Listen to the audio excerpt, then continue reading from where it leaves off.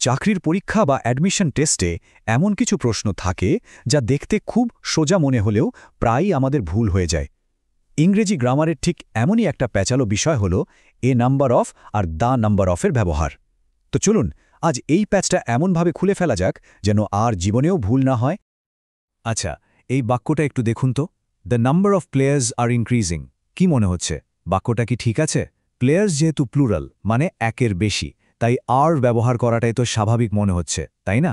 কিন্তু এখানেই তো আসল খেলাটা লুকিয়ে আছে। আসলে এটা পরীক্ষকদের পাতা একটা ক্লাসিক ফাঁদ। কিন্তু ভয় পাওয়ার কিছু নেই। আজ আমরা শুধু নিয়মটাই শিখব না, বরং এই ফাঁদটা দেখামাত্রা চিনে ফেলার আর সেটাকে এড়িয়ে যাওয়ার কৌশলটাও একেবারে শিখে নেব। আসল ব্যাপারটা কিন্তু খুবই সোজা। দুটো ফ্রেজের মধ্যে তফাৎটা বুঝে নিলেই হলো। যখন আমরা বলি দ্য নাম্বার অফ, তখন আমরা একটা নির্দিষ্ট সংখ্যা বা পরিমাণের কথা বলছি। তাই এর সাথে সবসময় এজ বা হ্যাজের মতো সিঙ্গুলার ভার্ব বসে। আর অন্যদিকে এ নাম্বার অফ মানে হল অনেক বা বেশ কিছু, যা একটা প্লুরাল ধারণা দেয়। তাই এর সাথে আর বা হ্যাভের মতো প্লুরাল ভার্ব বসে। চলুন আমাদের প্রথম উদাহরণে আবার ফিরে যাই। The number of players is increasing.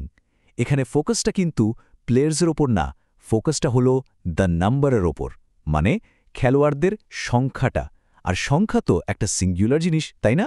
তাই ভার্বটাও সিঙ্গুলার হবে, সিম্পল, ইজ হবে, আর নয়। এখন দেখুন এ নাম্বার অফ দিয়ে কি হয়। এ নাম্বার অফ প্লেয়ার্স আর ট্রেনিং টুডে। এখানে এ নাম্বার অফ মানি কিন্তু অনেক খেলোয়াড়।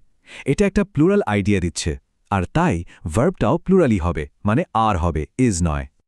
এই ট্র্যাপের পেছনের সাইকোলজিটা কিন্তু দারুণ মজার। আইবিএর মতো বড় বড় পরীক্ষাগুলোতে কি করা হয় জানেন? ওরা ইচ্ছে করে অফের পর একটা প্লুরাল শব্দ যেমন প্লেয়ার্স বা বুকস বসিয়ে দেয়, আর আমাদের ব্রেন ওই প্লুরাল শব্দটা দেখেই ভাবে আরে ভার্বটাও তো প্লুরালই হবে, ব্যাস ওখানেই ভুলটা হয়ে যায়। চলুন এই যে ঝামেলা পাকানোর শব্দটা, এটার একটা নাম দিয়ে দিই। আমরা এটাকে বলবো দ্য ডিস্ট্র্যাক্টর, মানে যে মনোযোগ অন্যদিকে সরিয়ে দেয়। এই ডিস্ট্র্যাক্টর হল অফের পরে বসা সেই প্লুরাল নাউনটা, যার একমাত্র কাজই হলো আমাদের কনফিউজ করে দেওয়া। তাহলে বাঁচার উপায়টা কি? একদম সহজ। ওই ডিস্ট্র্যাক্টরটাকে, মানে অফের পরের প্লুরাল শব্দটাকে পাত্তাই দেবেন না। ওটাকে মনে মনে ইগনোর করুন। সবসময় মাথায় রাখতে হবে বাক্যের আসল সাবজেক্ট হল দ্য নাম্বার অথবা এ নাম্বার, ব্যাস এইটুকুই। অনেক তো কথা হলো, এবার একটু প্র্যাকটিস হয়ে যাক, কি বলেন? এই বাক্যটা দেখুন, খালি জায়গায় হ্যাজ বসবে নাকি হ্যাভ, একটু ভেবে দেখুন তো। এখানে আসল সাবজেক্ট কোনটা? অ্যাপ্লিক্যান্টস? না, আসল সাবজেক্ট হলো the number. R the number মানে হলো একটা সিঙ্গুলার কোয়ান্টিটি বা পরিমাণ। তাহলে ভার্বটাও সিঙ্গুলার হবে। একদম ঠিক, সঠিক উত্তর হলো has. The number of applicants has increased. দেখছেন তো, নিয়মটা জানলে কত সহজ। দারুণ। চলুন পরেরটায় যাই। এবার বলুন তো এই বাক্যে কি হবে, ইজ নাকি আর? এবার সাবজেক্ট হলো এ নাম্বার, যার মানে হলো অনেক।